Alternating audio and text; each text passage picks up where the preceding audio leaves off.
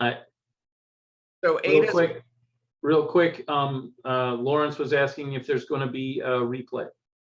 Okay, so we are recording this, and yes, we will send it out. It's got to upload to YouTube, so it'll be next week.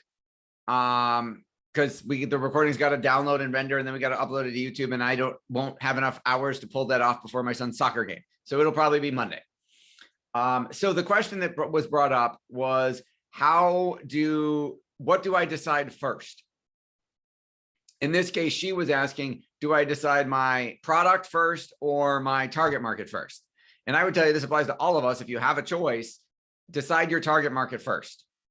Figure out who you want to serve, and then let them determine, your research determine, of those people, what do they want? And let's sell them what they want.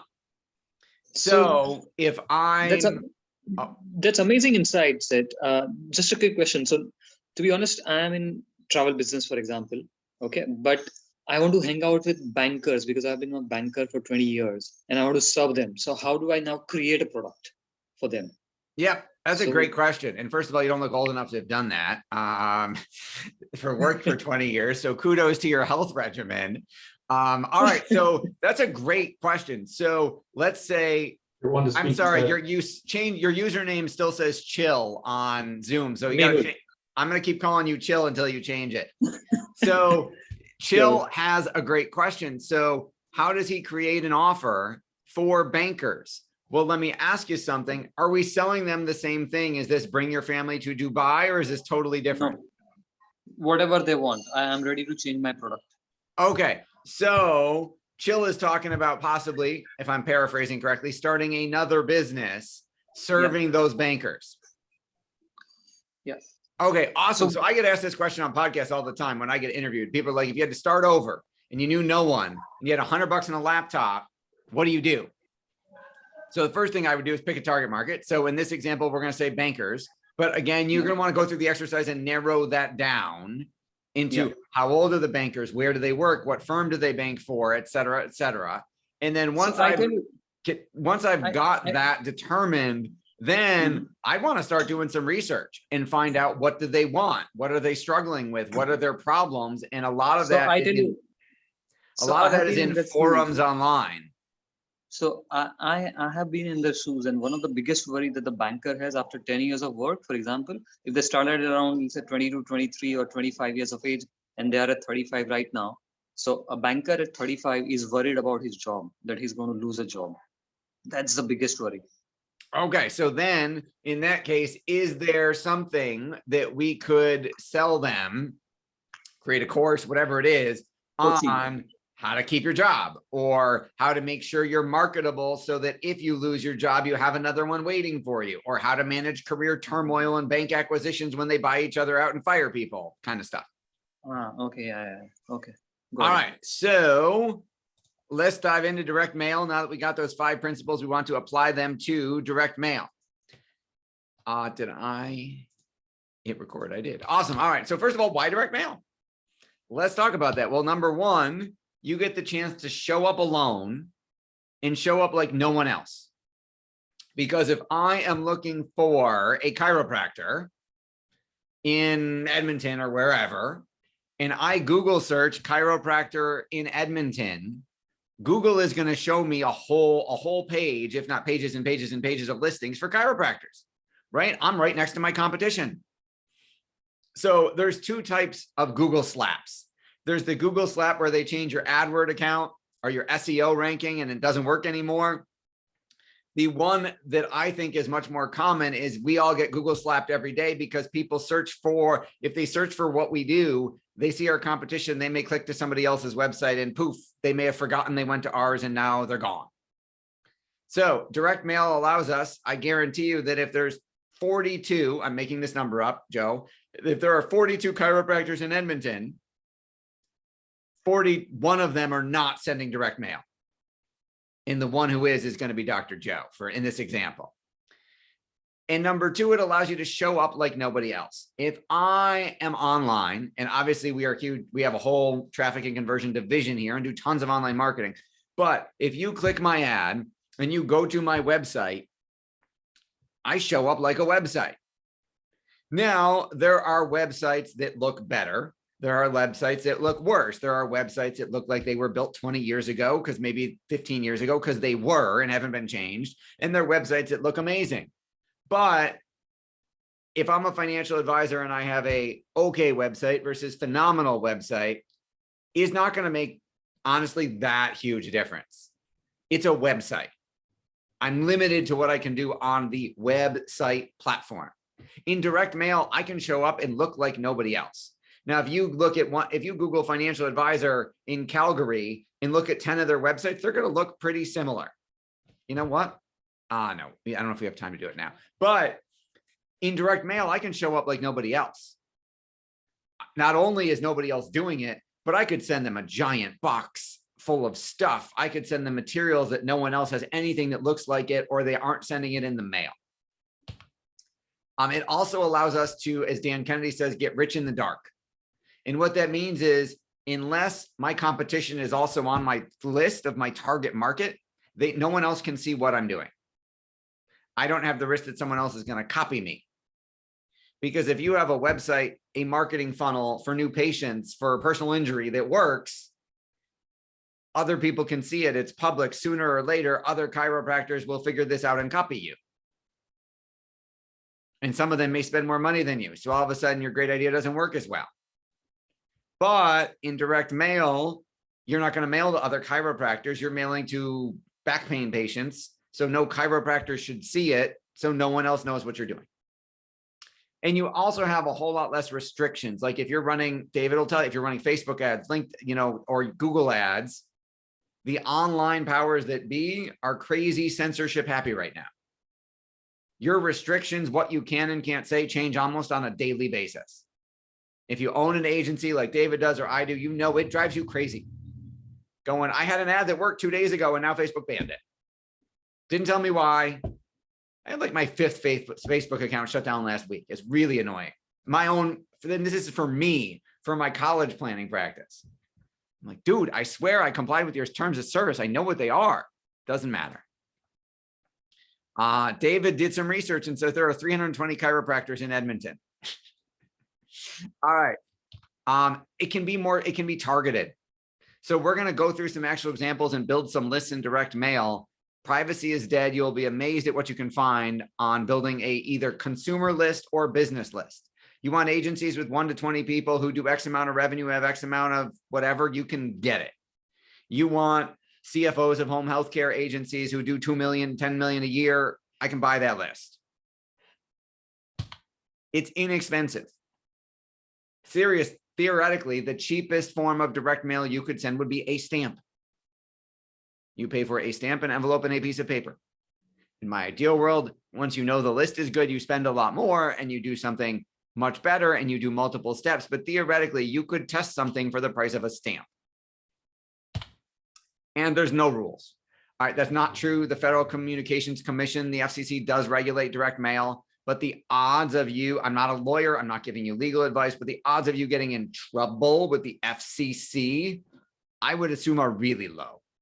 Unless you're like some giant advertiser mailing millions of pieces. What are the odds that the lady with back pain in Edmonton says, hey, I think this is wrong, and you said something that isn't true, and I know to mail this to the FCC and turn you in? And then what are the odds that the FCC is going to go, oh, there's a chiropractor in Edmonton who sent out 200 letters, and we got to go after that guy, right? What are the damages? Again, I'm not giving you legal advice, but the odds of that, unless you accidentally run across someone who works in the chiropractic regulation department of the FCC, which I just made up, are really low. So you certainly don't have the same rules as Facebook and Google. Like I could send, if I was in the weight loss space, which one of our deals is, I could send before and after pictures. I can't do that online. I could say, blah, blah, blah, blah, blah, new Garcinia camboda, whatever, drug, plant, herb from Africa helps you lose weight. I can't say that on Facebook. And it hopefully works forever. Dan Kennedy describes a direct mail sales letter as an evergreen asset, almost like an oil well, that if the letter works, the campaign works, You can just keep renting more and more of the right lists to send it to. When he wrote the infomercial for Gold by the Inch, it ran unchanged every single night somewhere in the United States for 14 years. A sales letter that I know that Michael Kimball for Get Rich in Real Estate course has been running for 17 years in a row without any changes, just working. Just pumps out cash. Their only problem is finding more lists to mail to that they haven't already mailed to, which is a much better problem to have. Okay, why should you be doing direct mail right now? Well, there's less competition. I don't know if you pay attention to your mailbox at all, but you're getting way less junk mail than you ever have before. Junk mail is a multi-trillion-dollar industry, by the way, because it works if you do it right. Now, there are credit card companies that send you pre-approved applications in the mail that do it wrong, but on the law of large numbers, even if only 0.01% of those people take them up on the credit card offer, because they mail so many, it works out. And because people don't pay their credit card bill on time and get nailed in interest. So don't do that unless you got money you can afford to waste, in which case, give me a call and I'll help you waste it. My wife wants a new purse. All right, number 2, everybody's busy online. That's actually not true. It's what your competition thinks. So the other marketing agency gurus aren't sending direct mail because they think they're online. We're supposed to be doing this with Facebook and Google and YouTube ads. Everybody's online. Actually, if you look at any surveys done about direct mail, more people prefer to read something printed mailed to them than prefer to go online. Even the millennials and the folks after that who are supposed to be doing everything online, you'd be surprised if you look at the survey research data of how many of them would prefer a physical catalog or whatever. Why do you think Amazon sends catalogs? They send print mail catalogs. Why? They're Amazon. Everybody just goes there because it works. You have a lot more time, right? If I click on if I'm scrolling through Facebook, you've got milliseconds to get me to stop the scroll and look at your ad. And you may have 9 seconds for me to start reading your ad before I decide if I'm clicking the back button. Direct mail, you've got time. Because if you can get that letter open, that piece opened, and they start to read it, they will conceivably invest more time in your marketing message. I'm not suggesting you do this, but the longest sales letter I've ever seen was 110 pages. And it was by an absolutely brilliant company in the emergency preparedness survival prepper space called Food for Patriots. They sell survival food. I have some in my basement. I bought off that 110-page sales letter. I read the whole thing. I wanted to see if I bought what would happen next. And I wanted to watch their marketing because they have grown that company to, God knows, it's like $40–50 million a year. And it was very interesting because I happened to then follow up, interview them on a podcast, talk about marketing. You would be surprised how many people read the 110 pages. They're like, if we get the list right, if we get it in front of the right people, they will spend hours reading it. And the people who read it buy, like their conversion rate's insane. So people ask all the time, long copy, short copy, should my ad be short? Should my ad be long? Because people have short attention spans. I will tell you, you cannot write something that is too long. You can only write something that is too boring. If you are boring, someone will click away or throw it out or not read the letter in the first 10 seconds. But if you are fascinating, they will read for hours. I'm not saying start with 110 pages, start with 1. Well, hey, it's double. You can fit like 4 or 5 pages in an envelope at the same postage. So you might as well try a couple pages. But if you had to do the least possible case, front and back, 1 page. So who are we going to send these to? We talked about who is your target market. Let's go figure out for direct mail where we're going to find that. Because it's a little bit different than a Facebook ad or a Google ad or a YouTube ad. We have to do some actual more research, which can be lots and lots of fun. So there are 2 types of lists you can buy or rent, and we'll talk about the difference in direct mail. Number 1 is something called a compiled list. So let's take my example of Nathan, the financial advisor who wants hunters.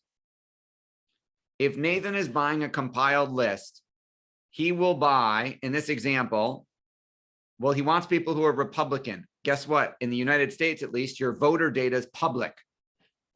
So I can say, give me a list of every registered Republican in my zip code. And then he wants people who are hunters.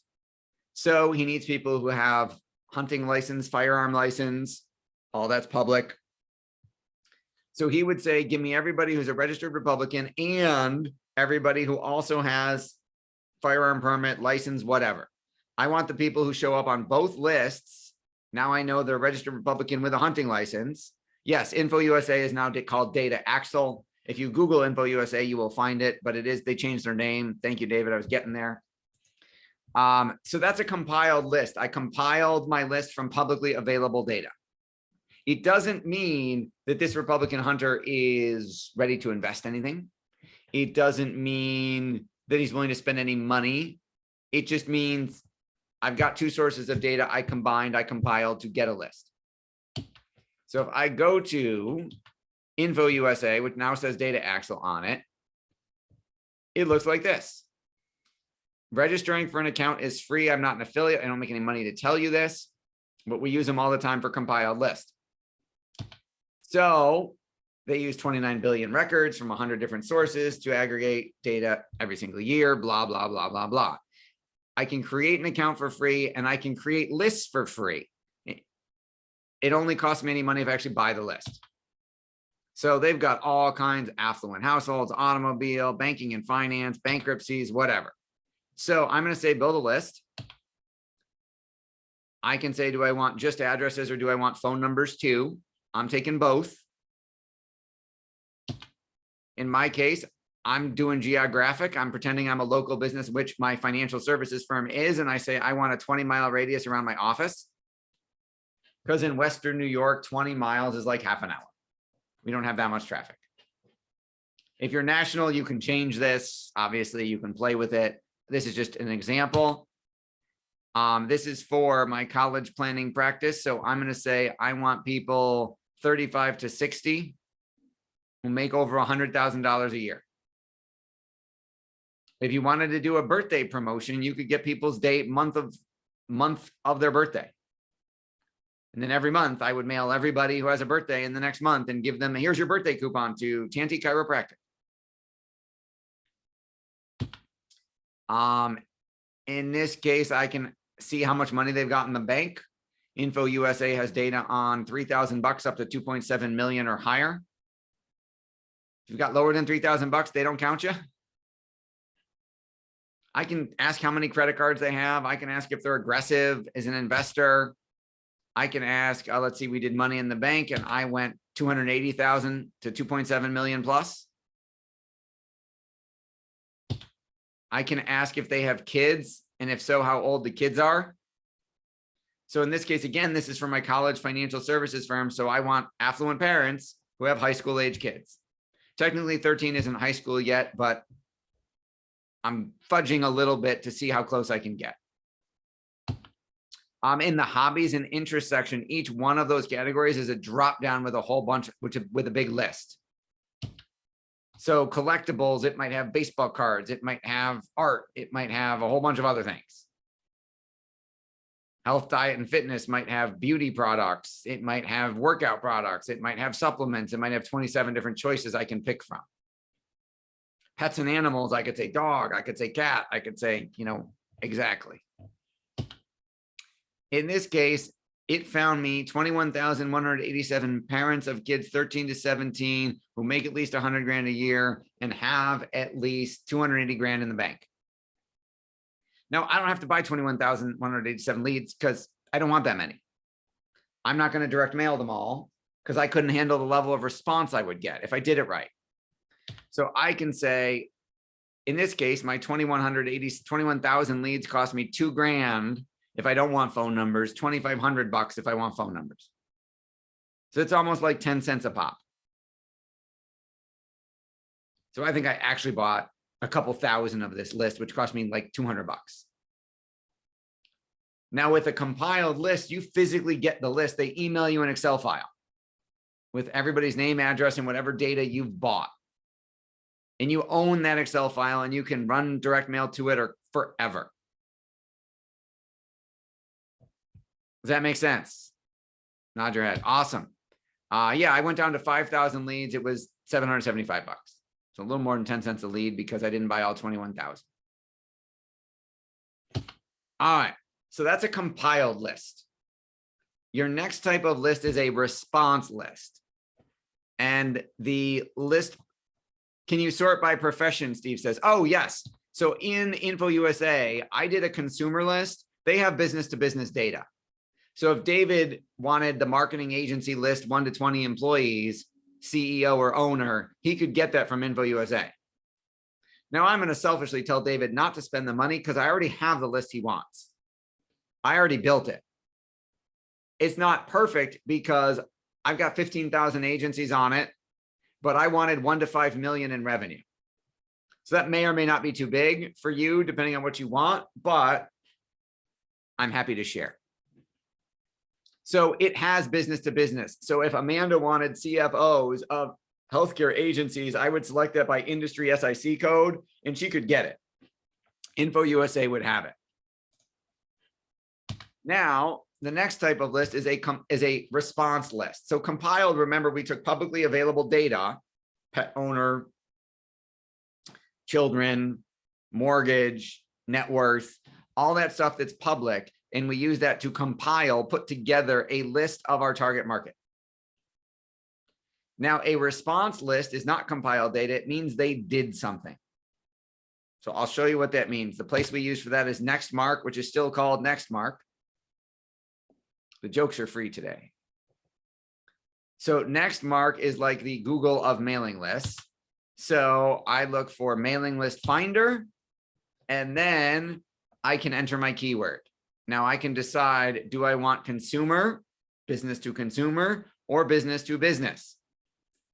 Do I want lists that cover all channels? Do I want snail mail, email, or telephone? When you start doing this, you're gonna have a lot of fun. Block some time off on your calendar because you're gonna go down a rabbit hole and you're gonna wake up, you're gonna come back an hour later and go, man, where'd the time go? At least if you're like me. You might not have that problem. I get obsessed and go, this is so cool. What else can I find? So I'm going to type college. Here's my example. I have recent college graduates, college seniors, college recruiter, college. This is what it gives me, a database of criminal justice majors, education, college scholarship, and grant responders. And I'm going to tell you how to turn these things into English. So we're going to look this. If I click on one of these, I get what's called a rate card. A rate card up here, which got cut off, will tell you where they got the list from, what the list is. These are high school graduates and adults who are actively seeking a college scholarship. Now it tells you the total universe. This is how many names are on the list, 7.5 million.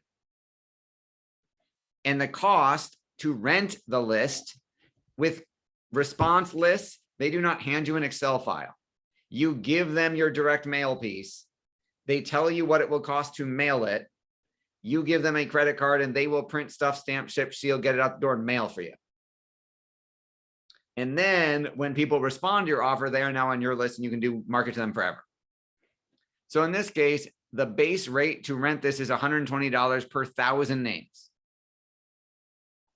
It says it's internet, online, direct response. They responded to an offer. They requested information about a scholarship. They opted in. They said, yes, I'm interested in this. Now, you can, just like you can buy an upsell at McDonald's or any fast food place. Do you want fries with that? Do you want a drink? Do you want to supersize it? You can buy upsells on your list. So for an extra $15 per 1,000 names on top of the 120, it will tell me how old each person is. For $25 per 1,000, it will tell me what career they're interested in. I can get their gender for $7. I can get their household income for another $10, etc. You can keep adding on and spending more money. Now at the bottom, it says here, click here to place your request. Your request is going to be, I want information. I want to learn about your list. I want a quote, right? You're not punching in a credit card. They will get back to you. The list broker who manages this particular list will then email you back and say, hey, heard you're interested in our list. Let's talk. Because they want to make sure that you are mailing something that will work for their list and they have to approve what you mail. They will want to see it before they print it. because they don't want to send crappy offers to their list. Because if they do, if nobody buys from you, you won't be back. In this case, they have a 5,000 name minimum order or a $3,000 minimum payment. Well, at 120 bucks a thousand, 5,000 would be like 700 bucks. So you're going to have to rent in this particular list $3,000 worth. So that may be, they may want the minimum buy, maybe like 30,000 names.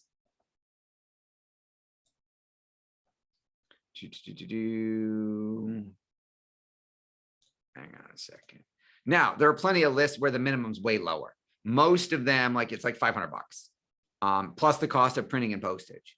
So you can test relatively inexpensively. I typed in home improvement on the consumer side. I got home improvement and renovation seekers. If I had a hammer, AAA solar rents out their list, gardening and home improvement. If I pick this one, these are subscribers to the gardening and home improvement channel on Newsmax. They watch HGTV and Martha Stewart Living. They subscribe to Better Homes and Gardens, Country Gardens, or Good Housekeeping. So if I had a gardening product, if I had a course on how to grow bigger, fatter tomatoes, or a gadget to help them garden without bending over, whatever it is, that would be a good list. You'll see 98% are over the age of 45. 84% attended college, 88% are homeowners because they're right. How many people garden their apartments that much? 81% bought online in the last 12 months, and 75% garden more than 3 times a month. Well, they're seriously dedicated gardeners. Heck, you could go, I wouldn't start with this, but if you won the lottery tomorrow, Dr. Tonti, you could say chiropractic for gardeners. Be like, can't garden because your back hurts. Every time you garden, does your back hurt? We've got special program and exercises for you to do. I'm making this up, but you could totally do it. In this case, 100,000 name minimum order, $21 minimum payment. Somebody needs to fix what they put. There's probably a decimal point missing. So I'm going to put you back in breakouts. I will be randomly attending your breakouts. You are going to go on Info USA, Data Axle. You are going to go on Nextmark and play with your partners and go look for, hey, what lists can I find? Make sense? You all have internet access because you're here. So